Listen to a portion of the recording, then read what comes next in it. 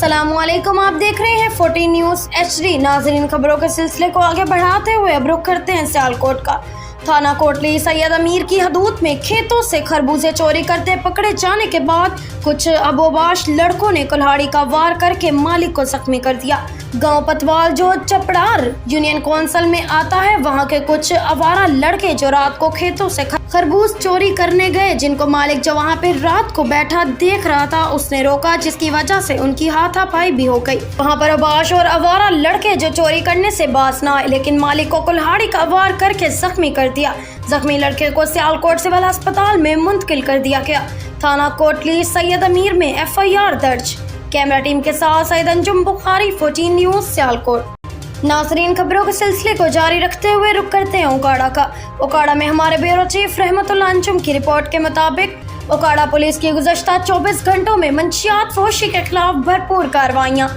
DPO उकाड़ा तारिक अजीज सिंधु हिदायत पर मंशियात फरोशों के खिलाफ बड़े पैमाने पर क्रैकडाउन जारी। 2 खतून मंशियात फरोश समेत 9 मंशियात फरोश गिरफ्तार। 23 किलो 693 ग्राम चर्स बरामद। थाना कैंट पुलिस ने बदनाम ज़माना मंशियात फरोश मोहम्मद यासीन को गिरफ्तार कर लिया।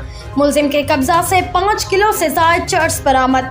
मुलजिम ने आज से 2 किलो 370 ग्राम चर्स बरामद। मुलजिमा शर्मा उर्फ शर्मी से 6 किलो 163 ग्राम चर्स बरामद।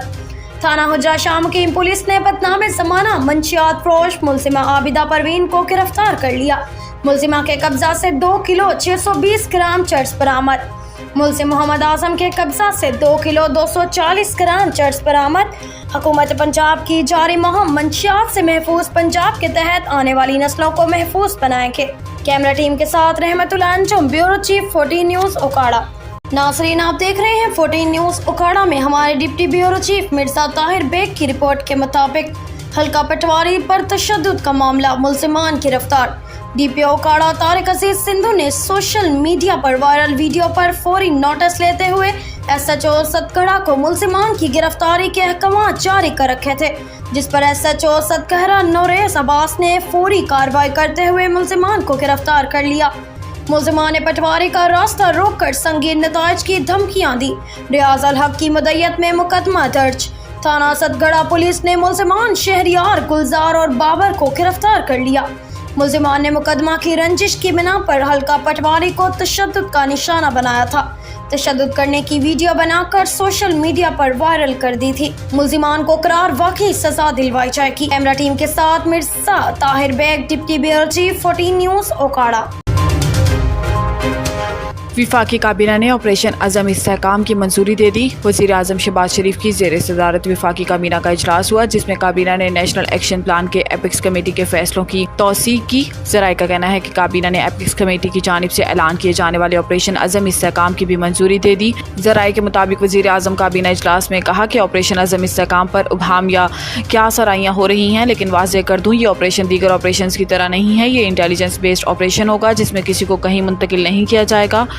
वज़ीर आज़म ने मज़ीद कहा कि ये नेशनल एक्शन प्लान का तसलसल है और इसी को आगे लेकर चलना है। अज़म इस्तेहकाम ऑपरेशन में आवाम को किसी किस्म की परेशानी का सामना नहीं करना पड़ेगा, ना ही लोगों के घरों में कोई इस तरह की कार्रवाई की जाएगी। सिर्फ शरपसंद अनासर के खिलाफ इंटेलिजेंस बेस्ड ऑपरेशन कार्रवाई की जाएगी।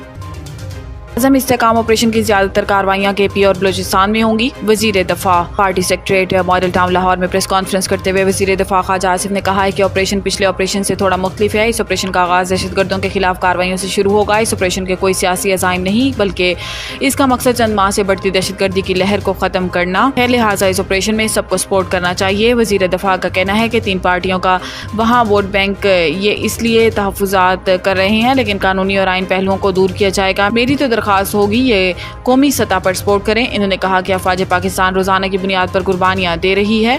अदलिया, मीडिया, सियासतदान और इदारों को इस ऑपरेशन पर मुत्तफिक होना होगा। अदलिया या मीडिया अगर इस कोशिश को सपोर्ट नहीं करेगा तो ऑपरेशन के असल मकासद हासिल नहीं हो सकते। नैब और मईशत साथ नहीं चल सकते, हमने नैब को ख़त्म करना है। बिलावल भुट्टो जरदारी। कौमी असम्बली में इज़हार ख्याल करते हुए बिलावल भुट्टो जरदारी ने कहा कि जब पीपल्स पार्टी ने हुकूमत की हिमायत की तो एक मुआहिदा किया जिसके तहत हुकूमत को बजट और PSDP हमारे साथ मिलकर बनाना था, मगर इस पर अमल नहीं किया गया। मिलकर बजट बनाते तो अच्छा होता। इन्होंने कहा कि हुकूमत को बजट पर अपोजिशन से भी बात करके इनकी तजावीज़ लेनी चाहिए थी, इससे अच्छा तासुर जाता। शहबाज शरीफ ने चार्टर ऑफ इकॉनमी की बात की थी। पाकिस्तान का लॉन्ग टर्म मसला इसके बगैर हल नहीं होगा। ये चार्टर सबके मशवरे से बनाना होगा, कहीं से डिक्टेट नहीं होगा। हमें दुनिया को पैगाम देना होगा कि पाकिस्तान ने अपनी मईशत के लिए 20 साल प्लान बनाया है। चेयरमैन PP ने अशिया पर सेल्स टैक्स जमा करने का इख्तियार सूबों को देने का मुतालबा करते हुए कहा कि अगर सूबे हदफ हासिल नहीं करते तो अपने बजट से हदफ पूरा करेंगे। सरप्लस सेल्स टैक्स की सूरत में सूबे इजाफी रेवेन्यू अपने पास रखेंगे। मखसूस नशिस्तें मुतनासिब नुमाइंदगी के असूल से हट कर नहीं दी जा सकती। Supreme court. Chief justice Pakistan Qazi Faez Isa की सरबराही में सुप्रीम कोर्ट के 13 रुकनी फुल कोर्ट ने सुन्नी इत्तेहाद कौंसिल की मखसूस नशिस्तों से मुतल्लिक केस की समाअत की, जिस दौरान सुन्नी इत्तेहाद कौंसिल के वकील फैसल सदीकी ने दलाइल देते हुए कहा कि कागजात नामजदगी में चेयरमैन की सुन्नी इत्तेहाद कौंसिल से वाबस्तगी ज़ाहिर होती, मगर सुन्नी इत्तेहाद का निशान ना मिलने पर चेयरमैन ने बतौर आज़ाद उम्मीदवार इंतखाबात लड़े। चीफ जस्टिस काजी फ़ाइज़ ने रिमार्क्स दिए कि आपने तो हवा में बात की, ऐसे बयान नहीं दे सकते, आप दस्तावेजात दें। इस पर फैसल सिद्दीकी ने कहा कि मैं दस्तावेजात भी दूंगा और इलेक्शन कमीशन भी कंफर्म कर देगा।